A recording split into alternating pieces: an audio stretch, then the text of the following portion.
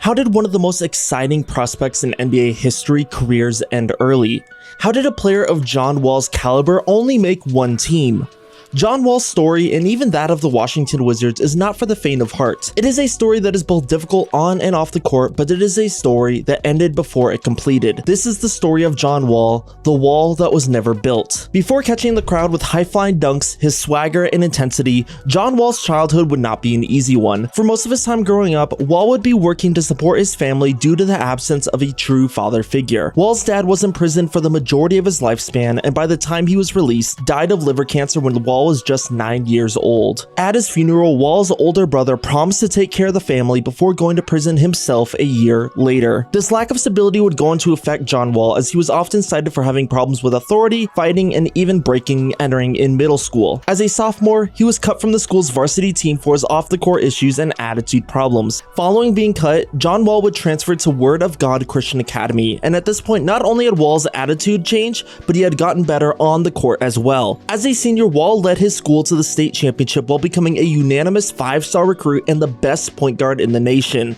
And in college, Wall would continue to become one of the country's best. And that would include hitting a game-winning shot in his first game of the season. In his one freshman year, John Wall would average 16 points, 4 rebounds, and 6 assists, while the Kentucky Wildcats were second in the entire nation. But this wasn't just all John Wall, as under John Calipari, a total of 8 players would see time in the NBA, some of the bigger names being Boogie Cousins, Patrick Patterson, and Eric Bledsoe. Following his season at Kentucky, Wall would forego his 3 years of eligibility and declare for the 2010 NBA draft in a class consisting of players like Evan Turner, Paul George, Greg Monroe, and Al-Farouq Aminu. With the first pick in the 2010 NBA draft, the Washington Wizards select John Wall from the University of Kentucky.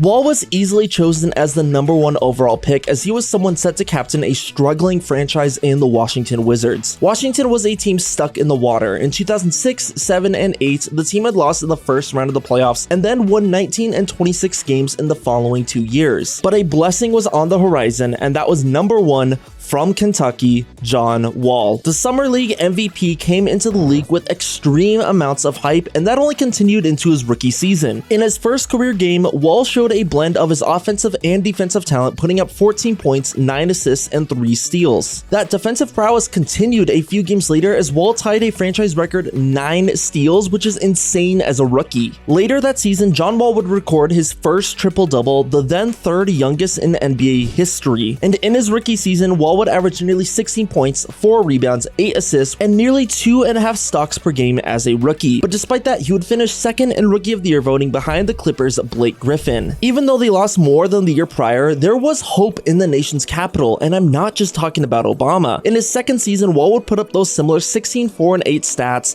this time competing in the NBA's Rising Stars Challenge. His third year would be again a similar showing, with Wall averaging 18, 8, and 4, however he played just 49 games due to a knee injury, a saying that would later become all too familiar. Season 4 was a big year for Wall. He signed a 5-year, $80 million contract extension, officially becoming the Wizards' main guy. He averaged 19 points, 4 rebounds, and 9 assists, and was nominated for his first ever All-Star appearance. He also showed off at All-Star Weekend, winning the dunk contest, but more good fortune was to come as Washington won 44 games, and that was good enough for them to be in the 5th seed in the East. Wall and his Wizards had finally made the playoffs. Their first round against Chicago was a strong showing as they defeated Jimmy's Bulls in 5 games. Wall would average 19, 5, and 7, with his teammate, the 20-year-old Bradley Beal, dropping 20 per night in the series. In the second round, the Wizards would struggle a bit more, with Wall just averaging 14 points and 7 assists, and Washington was eliminated in 6 games by Paul George and his Pacers. But still, things were looking up for the Wizards.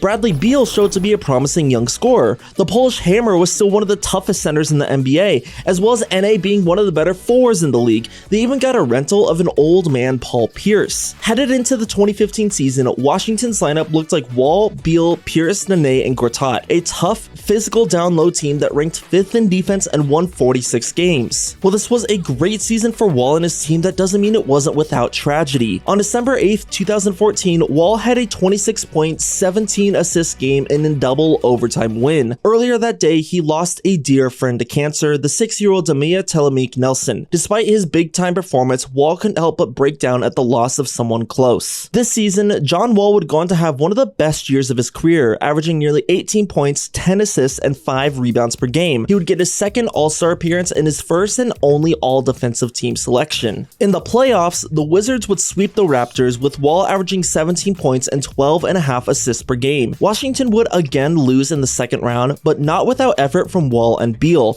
both of whom played over 40 minutes per game.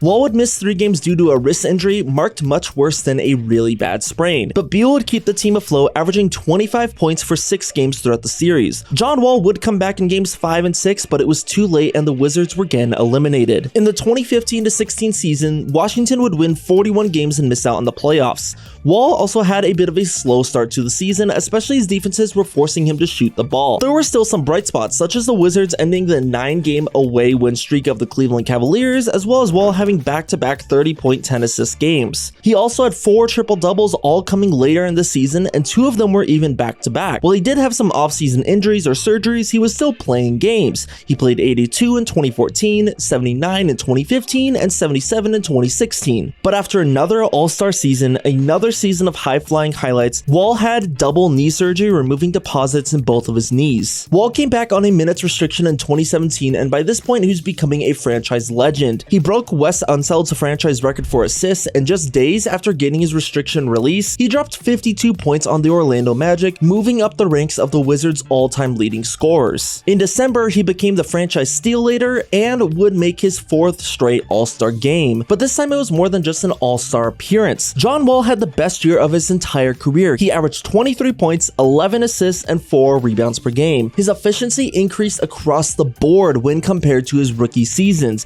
and he earned his first and only All-NBA team and even received MVP considerations, being 7th in voting. It's unbelievable to think that John Wall, of all people, struggled to get on an All-NBA team, but this was an era that was stacked in a way that we have never seen before at the guard position. James Harden was just entering into his prime. Steph Curry was on the greatest team ever. Kyle Lowry and DeMar DeRozan were just forming in the North. Russell Westbrook had just won his MVP. Damian Lillard was carrying the Blazers. Kyrie Irving was finishing up his Cleveland arc. Victor Oladipo was about to break out in 2018. Chris Paul was still Chris Paul. Isaiah Thomas had just broken out, scoring a career-high 29 points per game. Kemba Walker was competing for all-star spots in the East. Mike Conley was coming off of a great stretch in Memphis. There was Klay Thompson, CJ McCollum, and even the last good year of Dwayne Wade in Chicago. Basically, there were a lot of people to compete for just 6 spots. While Wall didn't win the award much, he was part of the reason why it was so difficult to achieve multiple All-NBA positions, especially as a guard. And he's part of the reason as to why there was no singular dominant point guard, at least from an award standpoint, in the late 2010s. Wall carried his strong regular season into the playoffs. He absolutely dominated the first round against the Atlanta Hawks. He averaged 30 points, 10 assists, 4 rebounds, and 2.5 stocks per game while being incredibly efficient. He also had a dagger performance against his team, dropping a then career-high 42 points in Game 6. A 23-year-old Bradley Beal would also average 26 points per game in that entire stretch. Suddenly, these two had become one of the best young backcourts in the entire NBA. But everything would come down to the second round against the Boston Celtics. Boston was a great team.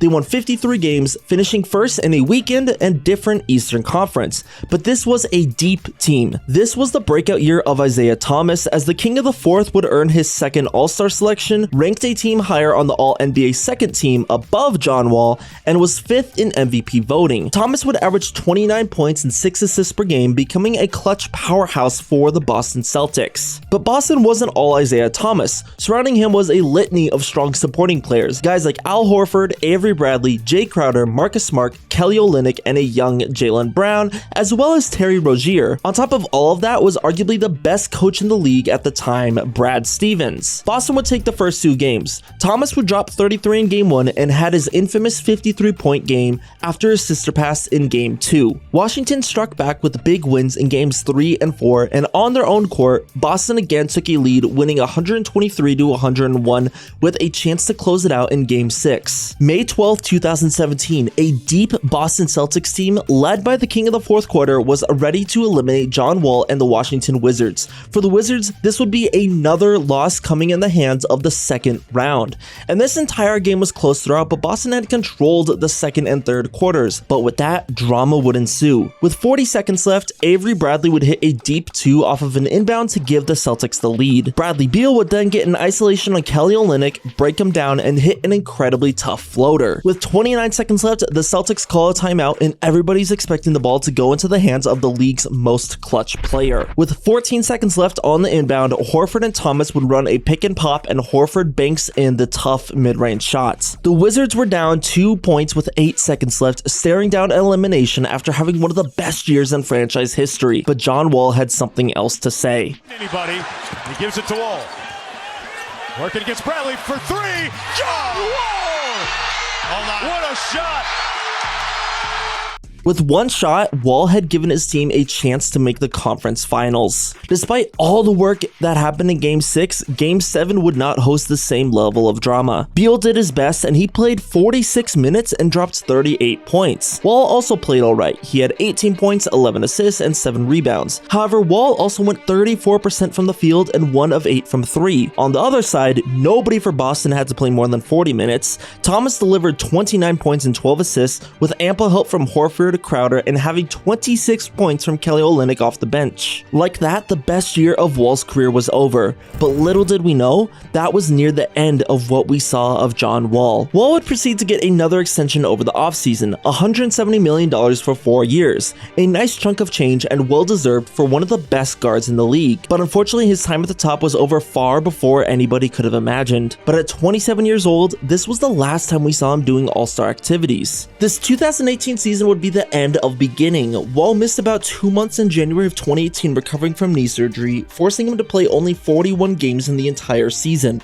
Luckily, he would return in time for the playoffs, but unfortunately, the Wizards struggled without Wall, barely scraping into the playoffs as the number 8 seed, and they were set to face a powerhouse Toronto Raptors squad. With star power in the top in DeMar DeRozan and Kyle Lowry, they were fully locked in as an all-star duo with some of the best supporting casts in the league. Guys like Jonas Valanciunas, DeLon Wright, CJ Miles were great depth pieces. Of course, you can't forget about Serge Ibaka, the shot blocker, and then there were young guys like OG Anunoby, Pascal Siakam, Jakob Poeltl, Fred VanVleet, Norman Powell. Basically all except one of these guys, unfortunately DeMar DeRozan, would go on to win the 2019 NBA Finals, and they could have been a contender in 2018 should they not have been owned by a man named LeBron James. If LeBron owned the Raptors, then the Wizards were a subsidiary. But still, for an 8 seed, they played well and pushed Toronto to 6 games. Wall played incredibly well. He had 3 games of 14 assists per more, and his lowest scoring game of the series was at 23 points. Not only did he raise his game and play big minutes in the playoffs, he was establishing himself as a consistent playoff performer. But maybe Wall isn't the #1 guy on a championship team. However, he was an incredible piece that any team could use.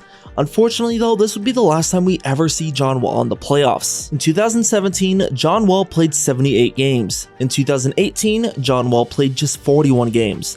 Those 41 games he played in 2018 would go on to be the most amount of games he plays for the rest of his entire career. In 2019, John Wall would appear in just 32 games. Of course, he played well, dropping 21 points per night, becoming even closer to the franchise leading scorer, and it looked like yet another all-star season. In fact, on December 16th, he had a 40-point, 14-assist performance, and 2 weeks later, he was out for the rest of the season. And when it rains, it pours. In late December, John Wall was ruled out with a heel injury, and following that tragic luck, that heel injury would become infected, taking more time to recover. And then at home, John Wall would slip and tear his Achilles. 3 devastating injuries. The wall wasn't stopped from being built, it suddenly collapsed in the worst way possible. Not only was John Wall out for a considerable amount of time, he had just experienced one of the worst injuries in all of sports. Add on to that the COVID-19 pandemic and the bubble, we would not see John Wall for a very long time, and we would not see the John Wall we knew ever again. Major trade in the NBA. Quite a headline anyway. Rockets have agreed to trade Russell Westbrook to Washington for John Wall and a protected first in 2023.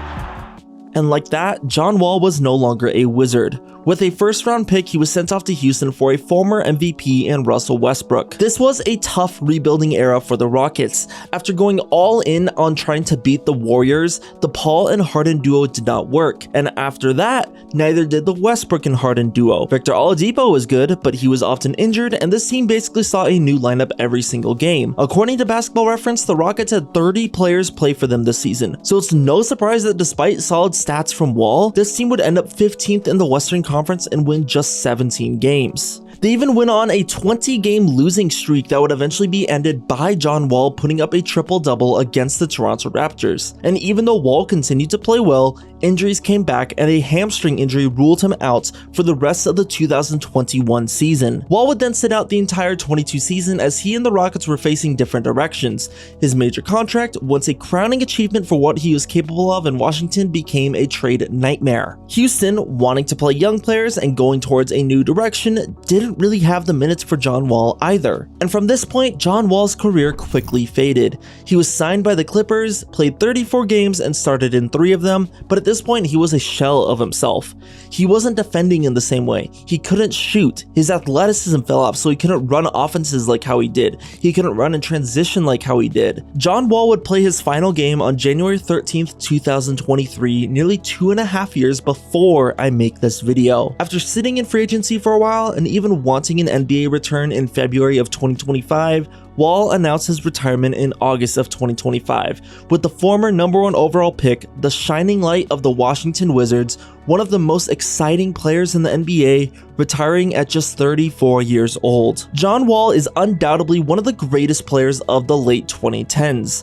There was a time where he was up there with Westbrook, Curry, Irving. He had his claim as one of the best point guards, especially in the Eastern Conference. He made the Washington Wizards relevant in a post-Gilbert Arenas era. At one point, he made them one of the best teams in the conference, but nagging injuries added up, and injuries will always win. Add in some of the worst luck a player could have, and just like that, the wall fell. If you like this video, you know what to do, and if there are more players you want their stories told, let me know and I'll try to do them. But that is it for this one, and I will catch you all later. Nearly 2.5 years before I make this video. After sitting in free agency for a while and even wanting an NBA return in February of 2025, Wall announced his retirement in August of 2025, with the former #1 overall pick, the shining light of the Washington Wizards, one of the most exciting players in the NBA, retiring at just 34 years old. John Wall is undoubtedly one of the greatest players of the late 2010s. There was a time where he was up there with Westbrook, Curry, Irving.